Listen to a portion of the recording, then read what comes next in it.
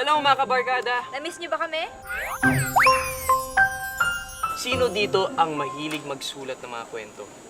Actually, nakapagsulat ako ng kwento before sa Wattpad. Talaga? Pero hindi ko natuloy. At mahilig din ako magbasa ng novels. Yung last kong binasa, Inheritance Cycle, about siya sa mga dragons. Ako rin actually mahilig din ako sa mga horror. Ay, Horror books. Share mo naman sa amin kung ano yung kwento na binuo mo. Actually, tungkol siya sa sarili ko. Sariling love story. What if matrap ka sa kwentong sinulat mo? O matrap ka sa paborito mong novel? Ay, pabor sa akin, syempre. Kasi yung sinulat ko about sa akin eh. Ikaw naman, ikaw. Ako, sobrang natakot yun kasi horror yun eh. Yun naman yung number one fear ko. Well, mga kabarkada, tungkol kasi dyan ang kwento natin ngayon. Kaya sabay-sabay natin panoorin dito sa Makapag-ibig Files! At sabi ng may likha, magkaroon ng liwanag.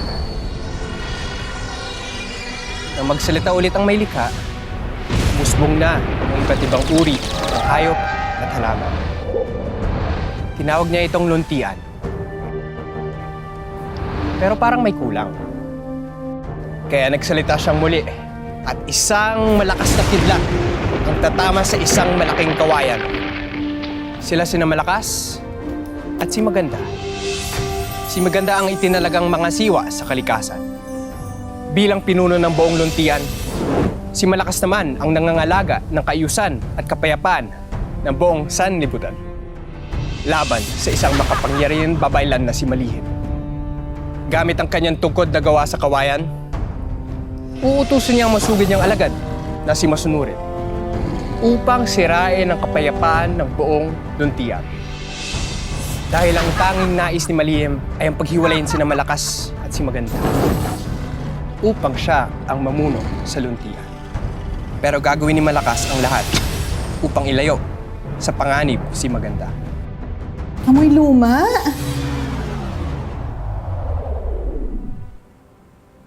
Ano po yun, ma'am? Sabi ko, amoy luma yung kwento. Pero ito pa talaga yung kwento ng graphic novel kong Malakas at Maganda. Don't get me wrong, team. Alam kong malaki ang fanbase ng graphic novel nyo. And that is the only reason why I'm giving you a chance for a TV adaptation. But you also have to understand, mas malawak ang market nito. Some plots might work sa reading material, but not on TV. And vice versa. Ano po bang plots ang sinasabi nyo? Kasi marami naman ng editions tong Malakas at Maganda. Kaya pwede naman mamili na lang tayo kung ano mag-work sa TV.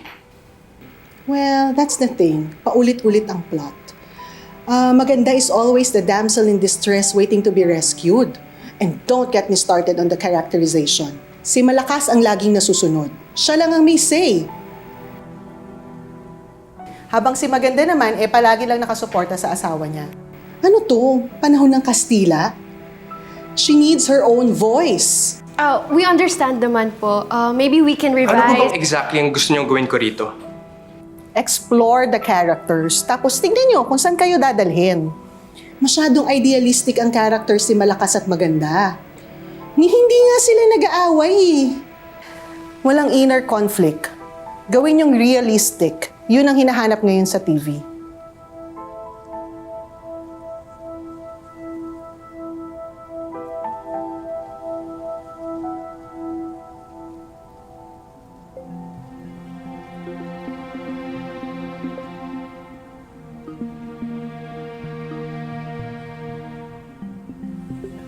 So, Tim, kailan ka free mag-brainstorm?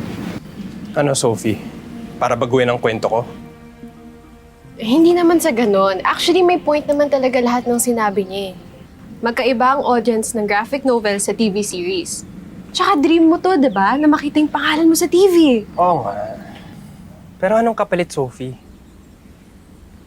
Sisirain ko ba yung pinaka-tema ng kwento ko? Bibigyan ba natin sina Malakas at Maganda ng inner conflict para may pagawain sila? Anong sense nun? Kaya ako nga to ginawa in the first place para ipakita sa mga tao kung paano dapat ang isang perfect relationship ng mag-asawa. Alam mo, kasi hindi naman porket may problema na ang relationship, hindi na yun perfect. Alam mo, text mo na lang ako pag ready ka na mag-brainstorm. Hatid na kita. Hindi na. Okay na. Basta halika na.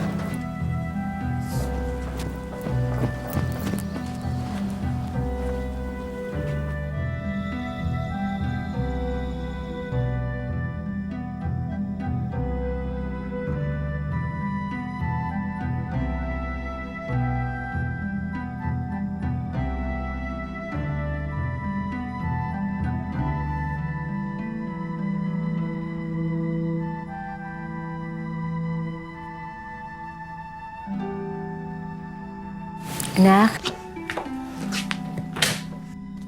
Kumain ka na ba, anak? Ano ba, Ma? Hindi ka man lang kumatok. Ano ka ba naman, Tim? Wala ka na maitatago pa sa akin. Kasi maliit ka pa lang, ako nang nagpapaligo sa'yo. Kumain na kami ni Sophie kanina, Ma. After nung pitching. Saan kayo kumain? Saan mo siya dinala? Sa karinderya? Ano ka ba naman, Timothy? Wala ka talagang kakwenta-kwenta. Alam mo, yung katulad ni Sophie, dapat dinadala mo sa isang magandang restaurant. Siya nga pala, anak. Kamusta na pala yung pitching mo? Aprobado na ba? Ayun nga, May. Gusto nilang baguhin yung characters ni na malakas at maganda. Masyado raw perfect yung relationship nila. Di raw realistic. Ganun ba? Eh di, malaking trabaho pala yan. Ma, hindi ko babaguhin ang kwento ko. Kung ayaw nila, edi wag. Anak, sayang naman yung opportunity.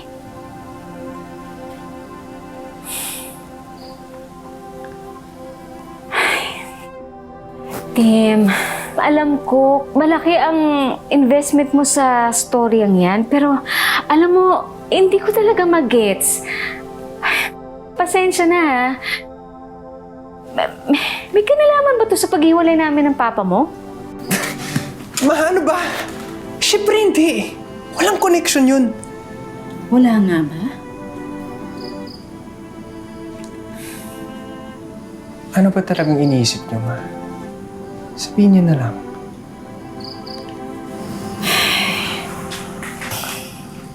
Tim, anak, kilala kita.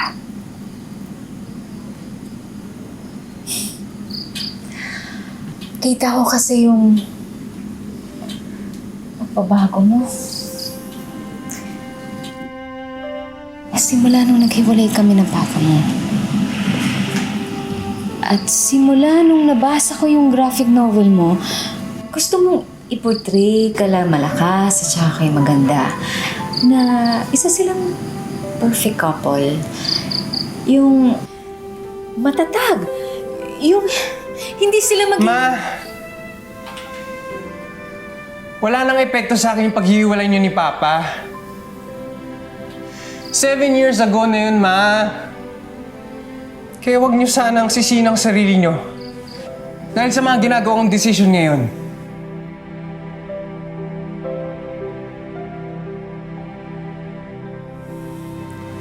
Sana nga, anak. Sana.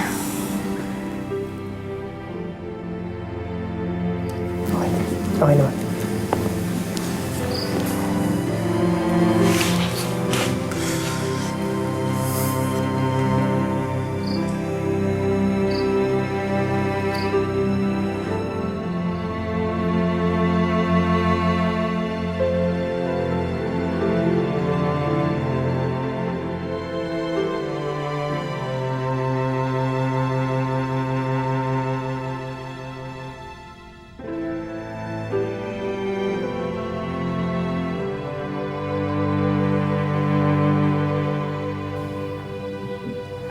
Okay, Tim.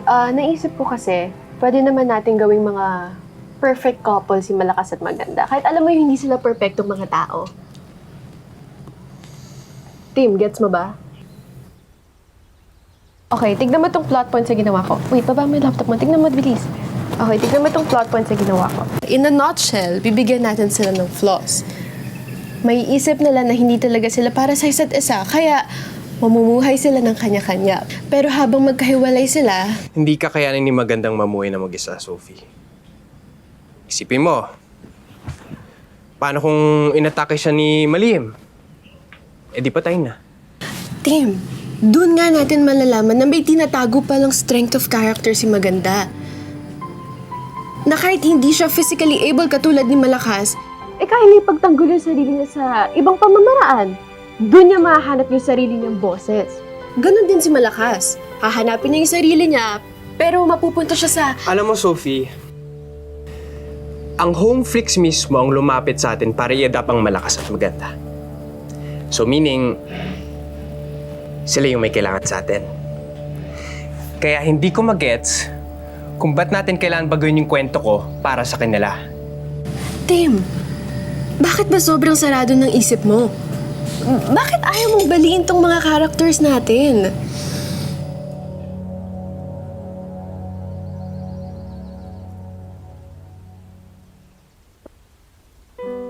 May kinalaman ba to sa paghiwalay namin ng papa mo? Ma, wala nang epekto sa akin yung paghihiwalay niyo ni Papa.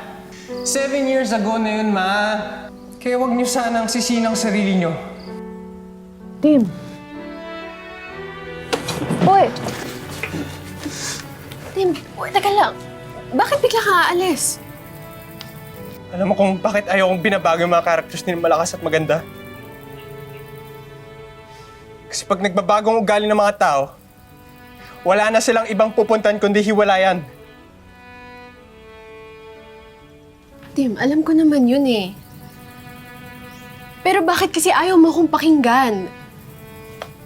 Bakit ba ayaw mong pakinggan yung mga suggestions ko? Hindi mo nga ako pinapatapos magsalita eh.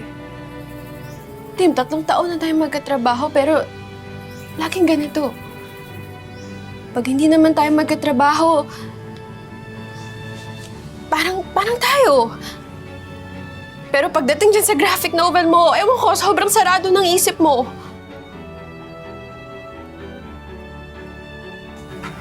Tigil na natin to, Sophie. Tim!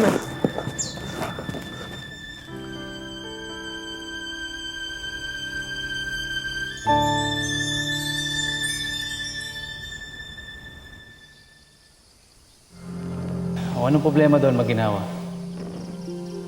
Kung gusto mo magpaulan sa may dakong ilalim, paulan ka lang. Mawalang galang na, Malakas. Kakaunti pa lamang kasi ang puno ko sa banda roon. Nag-aalala lamang ako na baka pag nagpaulan si Maginhawa doon, hindi kayanin ng lupa at bumaha. Si Makisig naman ang mamang problema. May punto si Mayumi, Malakas. Siguro mas makakabuti kung hintayin mo na nating umusbong yung mga puno.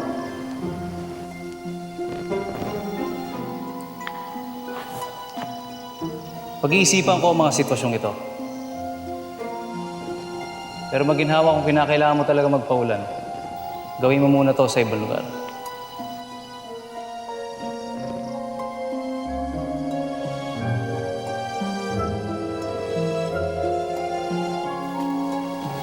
Pasensya ka na, Maganda. Pero tungkulin ko ang gumawa ng desisyon dito sa buong muntian. Naintindihan ko, Malakas.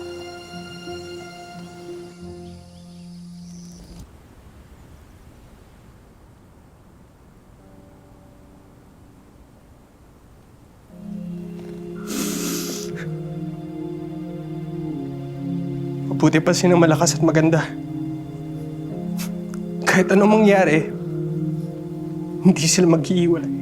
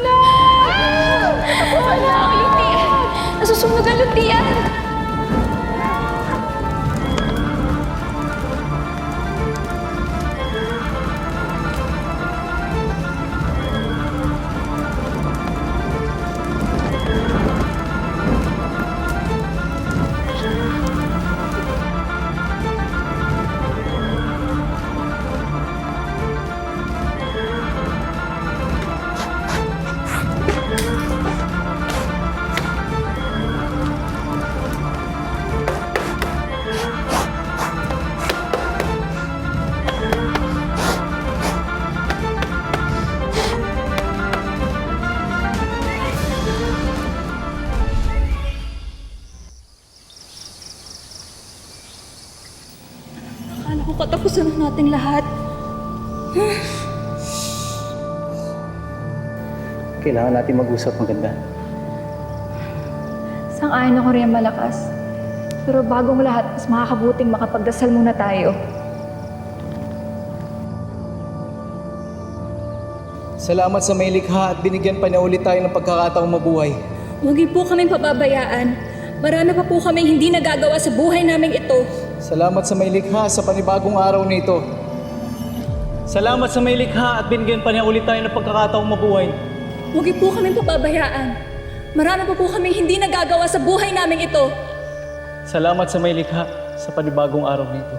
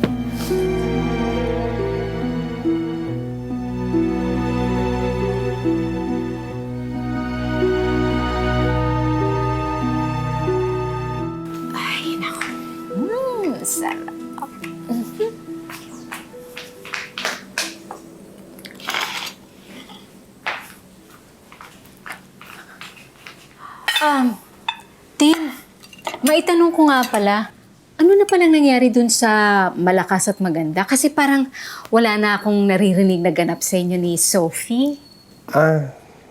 Tinigil ko muna, Ma. Tinigil? Bakit? Wala lang. After kasi nung nangyari sa pitching, parang nawalan ako ng gana eh. Babalikan ko naman yun, Ma. Hindi ko lang alam kung kailan. Paano yun? Hindi na kayo magkikita? Hindi na kayo mag-uusap ni Sophie?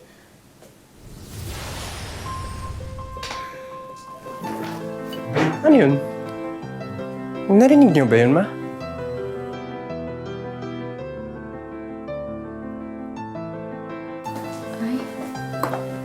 Ang galing. Ang ganda. Ang galing makaiwas sa topic.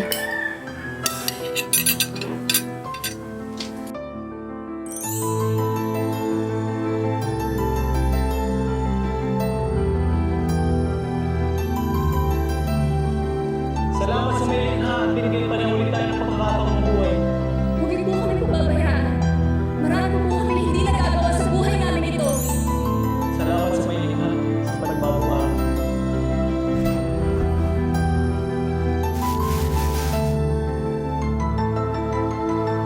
Salamat sa may likha at binigyan pa niya ulit tayo ng pagkakataong mabuhay. Huwag niyo po kaming pababayaan. Marami pa po kaming hindi nagagawa sa buhay namin ito. Salamat sa may likha sa panibagong araw nito. Salamat sa may likha at binigyan pa niya ulit tayo ng pagkakataong mabuhay. Huwag niyo po kaming pababayaan. Marami pa po kaming hindi nagagawa sa buhay namin ito. Salamat sa may likha sa panibagong araw nito.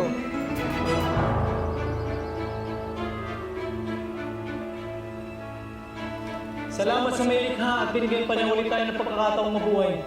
Huwag niyo po kaming pababayaan. Marami pa po kaming hindi nagagawa sa buhay namin ito. Salamat sa may likha sa panibagong araw nito.